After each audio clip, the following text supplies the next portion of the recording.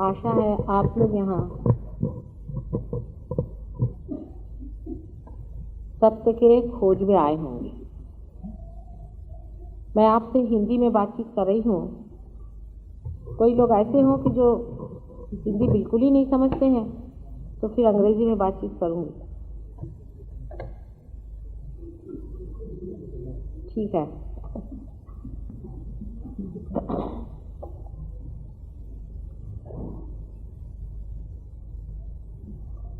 सत्य की खोज में मानव ही रह सकता है, जानवर प्राणी नहीं रह सकते। उनको इसकी जरूरत नहीं होती है।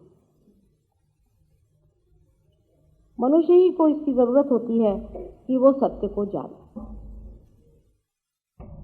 मनुष्य उस दशा में होता है जहां वो जानता है कि कोई न कोई चीज उससे छिपी हुई है और वो पूरी तरह से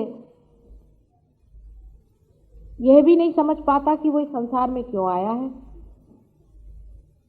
और वो इस उधेड़ बुन में हर समय बना रहता है कि क्या मेरे जीवन का यही लक्ष्य है कि मैं खाऊं पीऊं और जानवरों जैसे मर जाऊं, कि इसके अलावा भी कोई चीज सत्य है।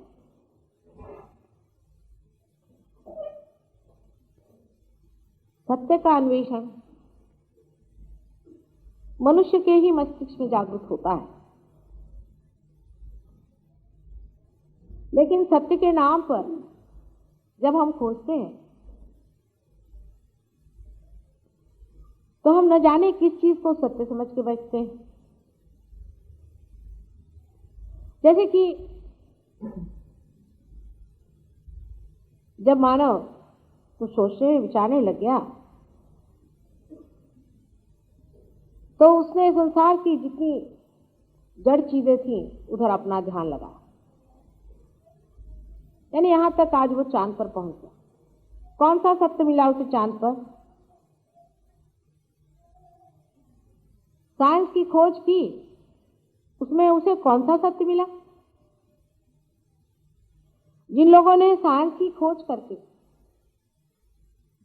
और अपने को बहुत प्रगल्भ समझा है, एडवांस समझा, जिन्होंने सोचा कि सारे संसार को हमने काबू में कर लिया है साइंस के बूते पर, आज उनके देशों में जाकर आप देखिए, एक एक घर टूट रहा है, एक एक बच्चा रो रहा है। इतनी दारुण दशा है वहां, क्योंकि अब तो मैं बहुत सालों से लंदन में रह रही हूं, आप जानते हैं। लंदन शहर के अंदर कहा जाता है कि हर हफ्ते 2 बच्चे माँ बाप मार डालते, और ये बच्चे कोई ऐसे अनैतिक बच्चे नहीं होते। बच्चों के मारने का तो वहां एक प्रघात सा ही पड़ गया। कोई माँ बाप को मार डालता है, कोई बुढ़ों को मार डालते हैं,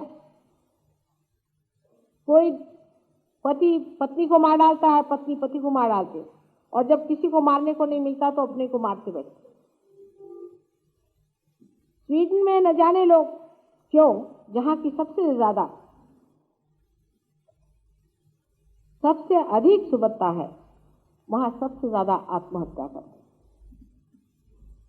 इस तरफ हमारी दृष्टि नहीं जाती। हम लोग अपने को बड़ा डेवलप कर रहे हैं। हम लोग नहीं सोचते हैं कि किस सत्य को इन्होंने पाया है जिसके कारण ये आत्महत्या पर ही तुले हुए हैं। सब तरह की सुबत्ता होते हुए भी इनके यहाँ हिप्पी जैसे लोग अपने को हर दिन मिटा रहे हैं, खत्म किए जा रहे हैं, और ये वो जान गए हैं कि हमें अभी तक सत्य तो मिला नहीं, लेकिन सत्य की जगह बड़ा भारी कोई असत्य हमने पा लिया। इस आधुनिक काल में हिंदुस्तान में मेरी बात जरूर अजीब सी लगती है, लेकिन विदेश में नहीं। यहाँ मैंने सालों काम इस बंबई शहर में किया है।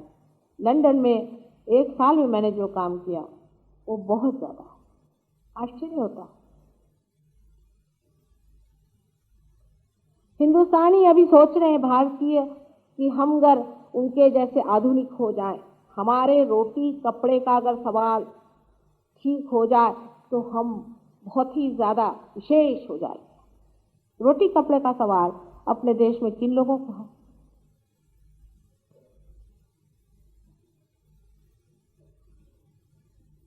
हर तीसरे घर में भूत विद्या वहां होती है। हर 10वें घर बाद वहां पब होता है जहां शराब पीता है। जो इनके पास पैसा आया भी है वो शराब और दुनिया भर के गंदे गंदे व्यसनों में जा रहा है।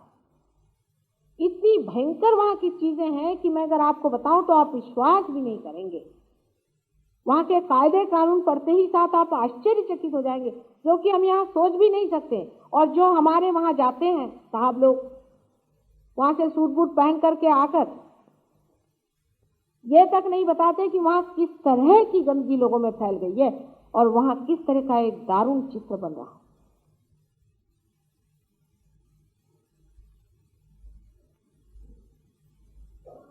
इस कदर अश्लील है सब कुछ कि मैं आपसे बता नहीं।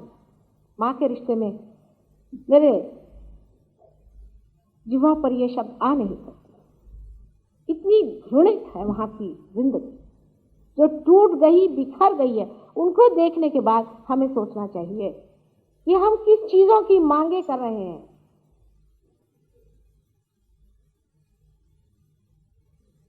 जिन लोगों ने ये पाया है, जो घर बैठे पैसा कमाते हैं, आज उनके बच्चे आपके देशों में आकर सत्य को खोज रहे हैं और यहाँ पर भी बड़े से ठग एयरपोर्ट से ही उनको पकड़ ले रहे हैं। काफी ठग लोग भी तैयार हो गए अपने देश में। ठगों की तो अपने यहाँ, जैसे अपने यहाँ मच्छर और खटमल आदि बहुत सारे पैरासाइट्स होते हैं, उसी तरह धार्मिक ठग भी बहुत ही निकल आए। ये सब इसी वजह से होता है कि मनुष्य सोचता है जब कि हमें अगर पैसा मिल जाए, हमारी अगर आर्थिक समृद्धि हो जाए तो हम बहुत बढ़िया हो जाए। इससे बढ़ के असत मनुष्य ने कोई नहीं खोजा। आप इस बात को शायद सोच रहे हो कि मां हमें इसलिए कह रही क्योंकि आजकल हम बहुत हड़ताल यहां कर रहे हैं। इसलिए मैं नहीं कह रही हूं, मैं इसलिए कह रही हूं कि आप इस बात का निदान लगाएं कि आप क्या खोज रहे हैं। आप शांति खोज रहे हैं या अशांति खोज रहे हैं, उसके तत्व पे आना चाहिए। आपके देश में जितनी शांति है मन में आपके अंदर, कि घर में जाइए, ये तो नहीं कि आपकी बीवी भाग गई, आपके बच्चे हैं वो ड्रग खा के पड़े हुए हैं, उसके घर 1000 हिस्सा भी अगर वहां शांति हो तो ठीक है, आप उनके जैसे बनिए। लेकिन हमारे यहाँ हमारे नेता ही लोग नहीं जानते हैं कि हमारे अंदर कौन सी विशेषता है, क्या हमारे देश का विशेष स्वरूप है जिसकी वजह से ये देश आज भी टिका हो। हमारा देश हमेशा ही मां का पुजारी रहा और शक्ति का पुजारी रहा। मां की पूजा पवित्रता से ही होती है, यानी पवित्रता का पुजारी रहा है। और संसार में सबसे पहले परमात्मा ने पवित्रता स्वरूप श्री गणेश को ही बनाया। हम लोग पवित्रता के पुजारी हैं, न तो हम लोग पैसे अड़के के। ये हमारी देश की धुरी है जिस पर हम चल रहे थे, चलना चाहिए, और वो धुरी मिटने नहीं वाली, वो अविनाशी धुरी हमारी बनी हुई। कितने ही बेवकूफ आके इस देश से चले जाएं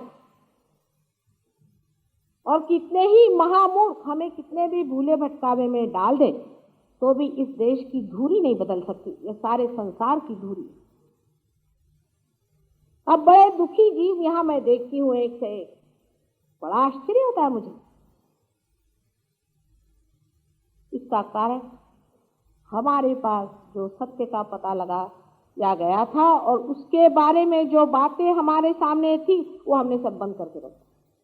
लॉर्ड मैकॉले ने आकर हमें अंग्रेजी सिखा दी, हो गए हम लोग सब अंग्रेज साहब। मैं बड़ी खुश हुई कि हिंदी भाषा लोग समझने लगे, नहीं तो हिंदी भाषा समझना तो समझ लीजिए बिल्कुल गंवारूपन होने लगा, क्योंकि हिंदी वाले भी गंवारू हैं ही। वो भी नहीं जानते कि हमारी कितनी बड़ी तपस्या से पाई हुई सत्य की पूंजी इसी देश में निहित है, जिसके बदौलत हम सारे संसार की नेतागिरी कर सकते। वो कौन सी पूंजी है, वो कौन सा अन्वेषण है जो हमारे हाथ में है, इसी के बारे में मैं आपसे आज बताने वाली हूं। जरा गौर से सुना दो।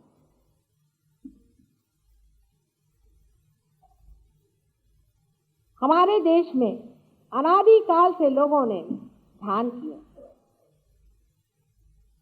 ध्यान का मतलब है अंदर की खोज, बाहर की खोज नहीं, अंदर की खोज। इसके अनेक कारण, फिर से मैं अपनी पुण्य भूमि योग भूमि भारत भूमि के वंदन करके कहती हूँ, इसका बड़ा भारी कारण यह है कि इस योग भूमि का वातावरण इतना सहज है, इतना सरल है, उसमें कोई आफत नहीं। मैं 1965 में पहली मर्तबा जब इंग्लैंड गई तो मैं तो सोच रही थी कि ये देश कोई प्रकोप में बढ़ा हुआ है या क्या। इस तरह की ठंडी हवा, इस तरह की बर्फ और इस तरह नुकीली चुभने वाली हवाएं बदन में जाकर के एक एक रोम रोम को इस तरह से दर्द से भर देती थी। लबादे बदन पे लाद लाद करके लोग घूमते हैं, तब कहीं आप बाहर जा सकते हैं। कोई पेड़ के नीचे में लंदन में रह नहीं सकता, कोई झोपड़ियों में लंदन में रह नहीं सकता। वहां जब तक हीटिंग नहीं होगा तब तक आप घर में बैठ नहीं सकते। जहां का वातावरण ही मनुष्य के लिए इतना ज्यादा कठिन हो, वहां मनुष्य जरूरी वातावरण से लड़ेगा। लेकिन यहां का वातावरण शांतमय और किसी भी तरह से उलझन में डालने वाला नहीं। यहां का जीना इतना मुश्किल है ही नहीं जितना वहां का जीना। इसीलिए जंगलों में भी थोड़े से चीजों से संतोष होकर के भी लोग रहते हैं। हमारे यहां जितने लोगों में संतोष है आपको कहीं संसार में नहीं मिलेगा, क्योंकि हमारा जो वातावरण है वो संतोष देने वाला, वो हमें संतोष देता।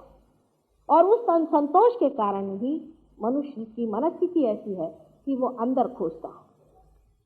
इसी वजह से हमारे यहाँ अनादिकाल से बड़े बड़े गुरुओं ने, जो असली गुरु थे, उन्होंने, गुरु घंटालों ने नहीं, असली लोगों ने जा करके इस बात का पता लगाया कि हमारे अंदर कौन सी शक्ति विचरण करती है, किस शक्ति के द्वारा हम संचलित हैं और क्यों हम इस संसार में आए हैं, हमारा क्या अर्थ है, हम किस कारण बनाए गए।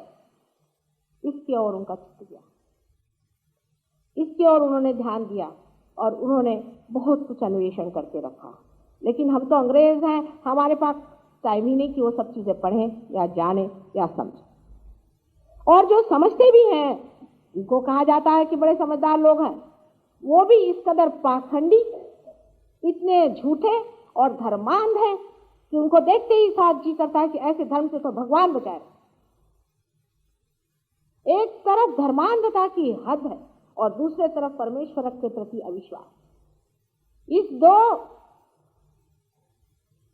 किनारों के बीच परमात्मा की गंगा इसी देश में बही हुई है और जिसे आपको जानना है और पाना है और उसको आत्मसात करना है। यही हमारा सहज योग है।